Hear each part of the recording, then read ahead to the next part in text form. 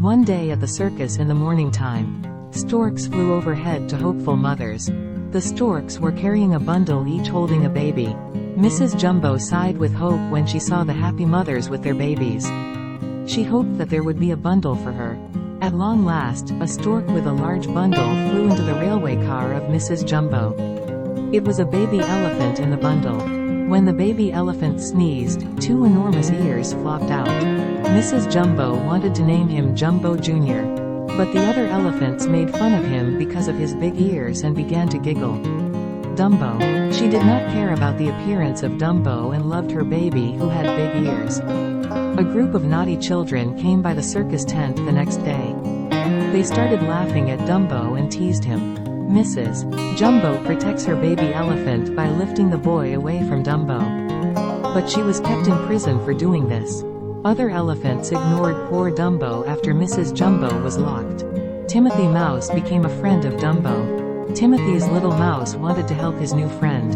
Dumbo tried to become the star of the circus by reaching the top of an enormous pyramid of pachyderms as Timothy advised him to do so. But he failed, and this act made other elephants very angry with him. Now Dumbo was sent into an act of clowning where other clowns teased him. He felt lonelier than ever. Timothy Mouse makes him meet his mother to cheer up Dumbo. Dumbo and his mother became very happy when they saw each other.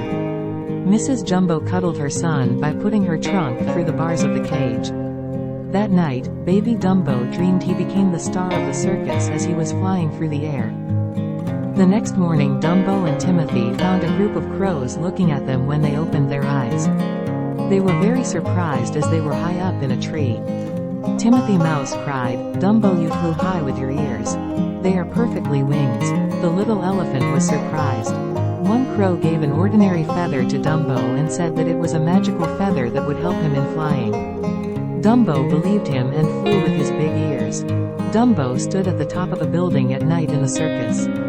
He did not feel frightened. He believed that he had a magical feather and could fly safely.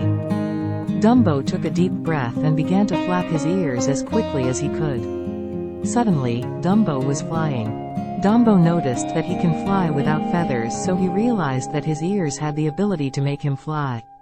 The ringmaster was amazed. He watched Dumbo fly from the building. He was amazed to see the cheering crowds. Dumbo was a star of the circus now. Jumbo became famous all over the world. The crowd flocked to the circus to see him. The ringmaster released the mother of Dumbo, Mrs. Jumbo, and gave them a special train car of their own. Dumbo and his mother lived happily ever after.